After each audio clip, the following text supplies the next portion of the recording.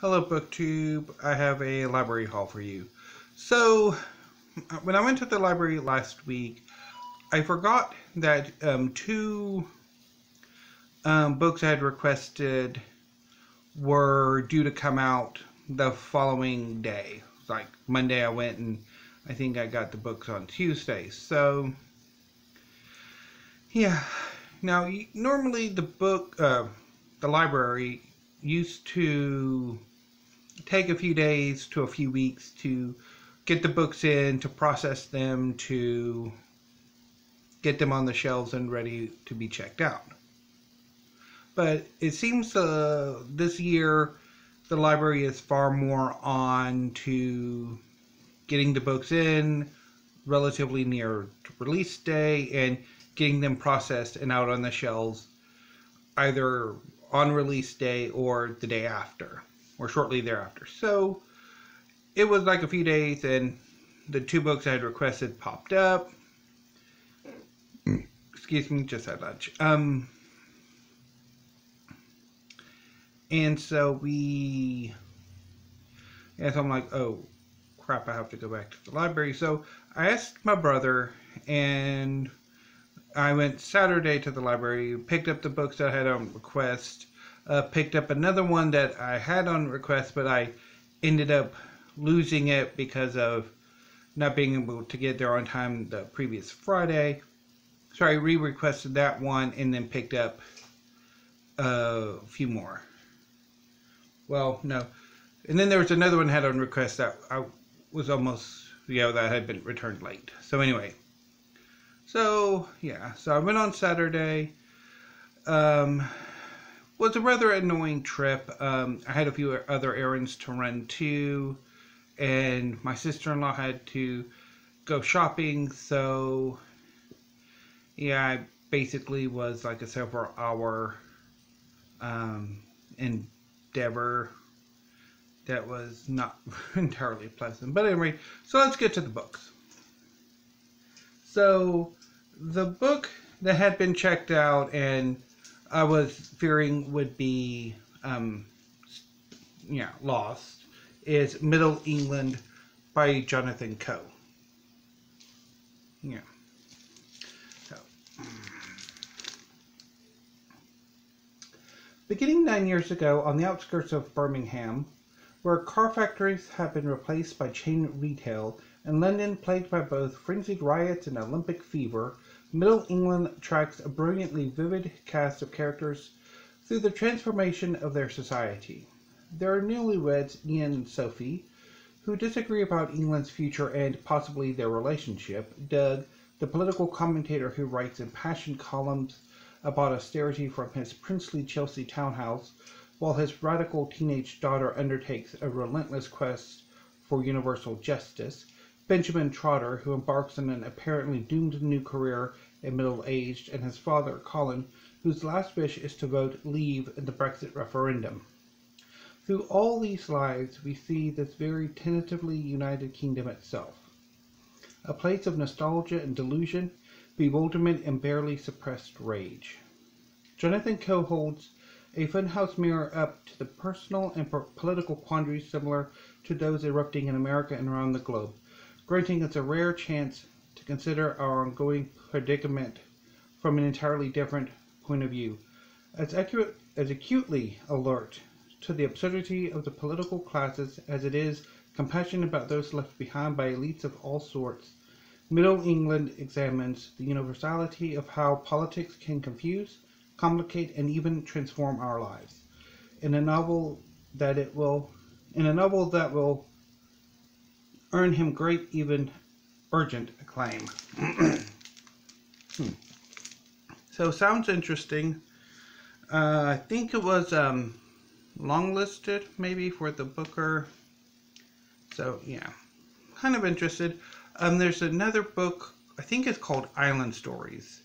That's a new history of the United Kingdom coming out in March that I'm quite interested in picking up. Okay. And then the book I ended up losing, and then nobody checked it out, so I managed to get it back, is Ducks, Newburyport. by Lucy Ellman. Oh.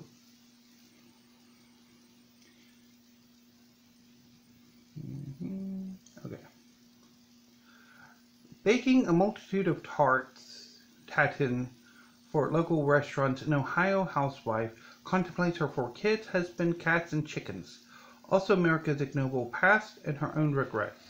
She is surrounded by dead lakes, fake facts, open carry maniacs, and oodles of online advice about survivalism, veil-toss duties, and how to be more like Jane Fonda. But what do you do when you keep stepping on your son's toy tractors? Your life depends on stolen land and broken treaties, and nobody helps you when you get a flat tire on the interstate. Not even the abominable snowman. When are you allowed to start swearing? With a torrent of consciousness and intoxicating coziness, Dex Newburyport lays out a whole world for you to tramp around in.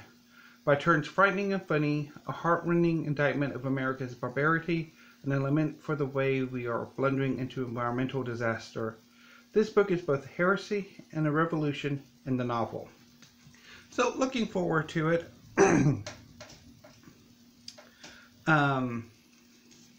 Obviously, this is a chunkster, so it will count towards my Chunksters for Charity challenge, or goal. Yeah. And finally, the one book I went to the news stacks and just picked it up, Going Dutch by James Gregor. Oh, it's got the dappled edges. I'm not a fan of dappled edges. Anyway. 20-something graduate student Richard has plenty of sources of anxiety and exhaustion. Countless dead-end forays into the gay dating scene, the lonely but never alone angst of living in New York, and crippling writer's block that threatens daily to derail his graduate funding. Broke, directionless, and desperately single, Richard befriends Anne, his brilliant classmate who offers to help him write his thesis in exchange for his company, despite his fairly obvious sexual orientation. It doesn't hurt that Anne easily folds Richard into her affluent lifestyle. What begins initially as a transactional friendship blooms gradually into something more romantically complex. But then a one-swipe stand with an attractive, successful lawyer named Blake becomes serious, and Richard is suddenly entangled in both Blake's conventional, genuine affection and Anne's web of privilege, brilliance, and oddly, her unabashed acceptance of Richard's flaws. As the two relationships reach the point of serious commitment, Richard finds himself on a hilariously complicated collision course of modern romance, one that brings about surprising revelations. So yeah, I saw this on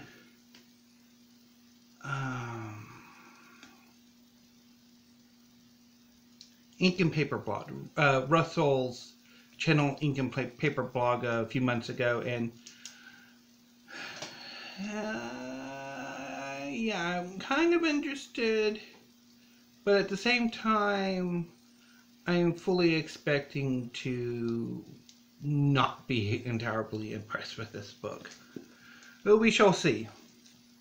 Hopefully I'm wrong, but knowing myself as a reader, I'm probably going to bail. It won't surprise me any.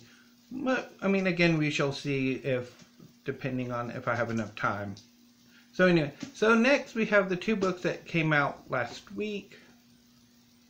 And decided to pick them up because these are the 2 that I'm really, really interested in. And they're both political books, so. First is American Oligarchs, The Kushners, The Trumps, and the Marriage of Money and Power by Andrea Bernstein, or Bernstein.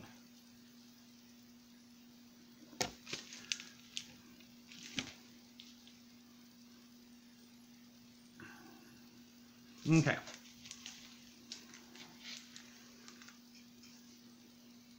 In American Oligarchs, award-winning investigative journalist Andrea Bernstein tells the story of the Trump and Kushner families like never before. Their journey to the White House is a story of survival and loss, crime and betrayal that stretches from the Gilded Age through Nazi-occupied Poland and across the American century to our present moment. In building and maintaining their dynastic wealth, these families came to embody the rising nationalism and inequality that has pushed the United States to the brink of oligarchy. Building on her landmark reporting for the acclaimed podcast Trump Incorporated and The New Yorker, Bernstein's painstaking detective work brings to light new information about the family's arrival as immigrants to America, their paths to success, and the business and personal lives of the president and his closest family members. Bernstein traces how the two families harnessed New York and New Jersey machine politics to gain valuable tax breaks and grew rich on federal programs that bolstered the middle class.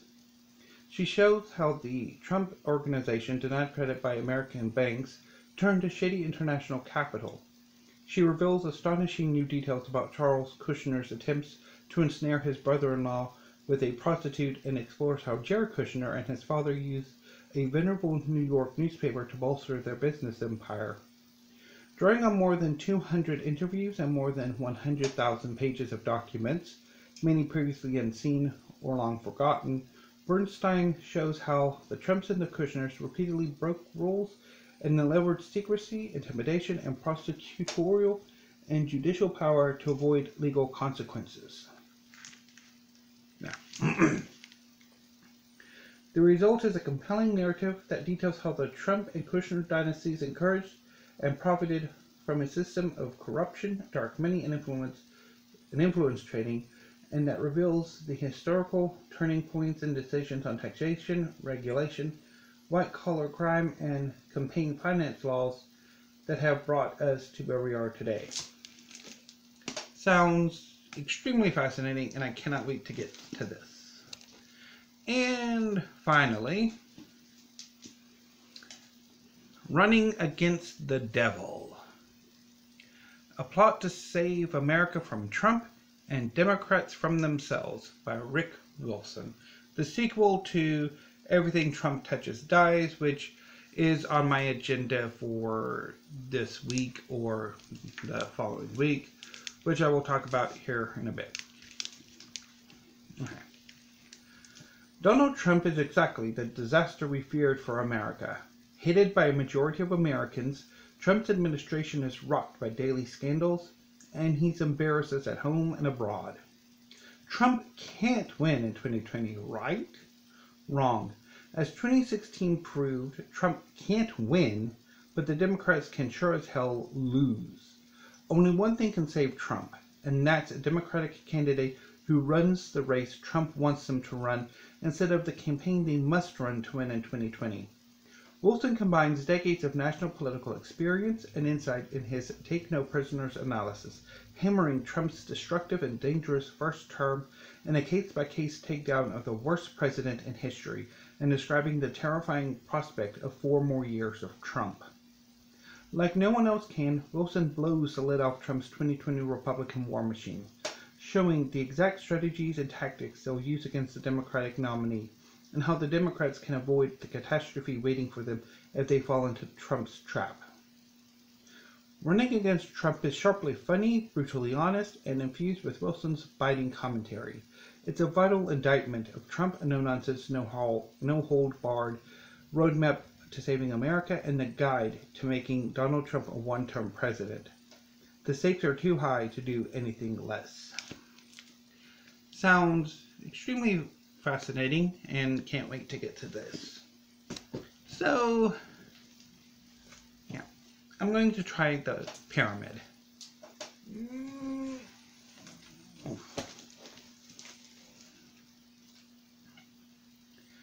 So, that's the pyramid.